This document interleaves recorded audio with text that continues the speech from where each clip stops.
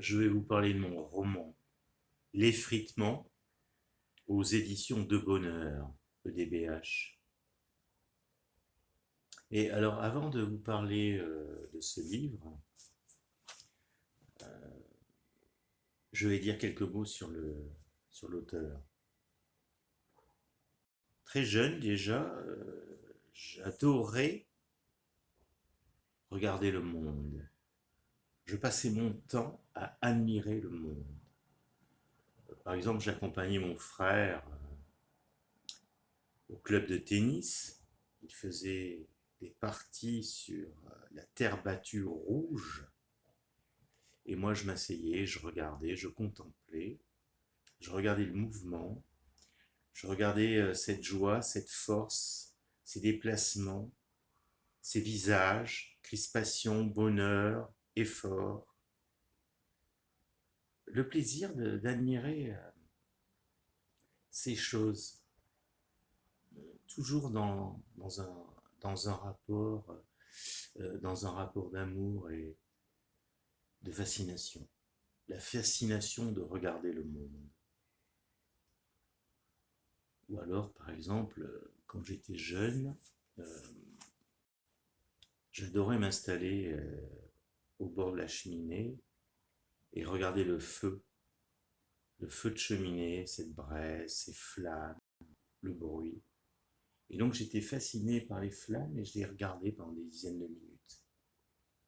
Donc tout ça pour dire que je suis un contemplatif. Un vrai contemplatif qui regarde jusqu'au fin fond des choses, des brindilles, des poussières. Je suis dans l'admiration de la contemplation. Alors, comme je disais, tout ça pour vous dire qu'en fait, ce trait de ma personnalité, c'est la matière. La matière m'a permis d'écrire l'effritement chez EDBH. Je précise bien les éditions De Bonheur, petite allusion à Proust. Hein. Longtemps, je me suis couché de bonheur. J'adore, c'est excellent. Et donc, comme je disais, ça c'est la matière. C'est ce qui m'a permis d'écrire euh, ce livre, cet ouvrage, ce roman.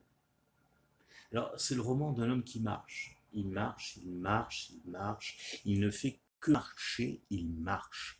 Il marche du matin au soir, jour après jour. Chaque jour, il marche.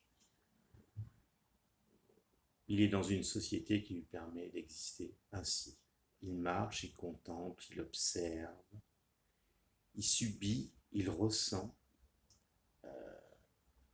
il se promène, il déambule sur un boulevard, dans une ruelle sombre et isolée. Euh, il regarde les gens, il rentre dans les brasseries, il côtoie des individus. Enfin bref, il se passe beaucoup de choses dans ce livre. Qui plus est, ce livre commence au début du premier confinement et se termine au premier jour de la guerre de Vladimir Poutine. Alors, c'est une parenthèse particulière, nous sommes dans une époque singulière, un moment d'histoire tragique, étonnant. Il y a beaucoup de remises en question de nos modes de vie à travers les confinements. Euh,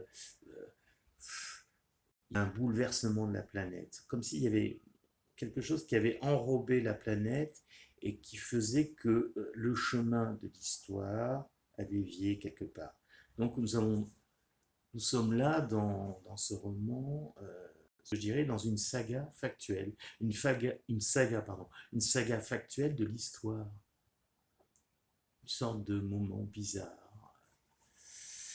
Voilà. Et nous vivons là-dedans. D'ailleurs, le personnage qui ne fait que marcher, il ne se passe rien dans ce livre. Rien. Mais il se passe énormément de choses. Voilà, c'est ça. C'est ça, ce roman. J'ai essayé de faire un roman une météorite, quelque chose de... un ovni, si je puis dire, quelque chose d'à part. J'ai essayé de tirer un fil sur l'histoire de la littérature, un fil qui n'a jamais été tiré sur le tapis de l'histoire de la littérature. Et je suis passé par un homme qui marche, il ne fait que marcher, il marche, il marche, il marche. Et il ressent, et il voit, et il contemple.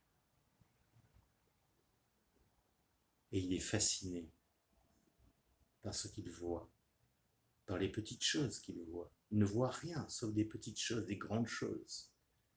C'est tout ce paradoxe. À travers une vie insignifiante, il perçoit un universel.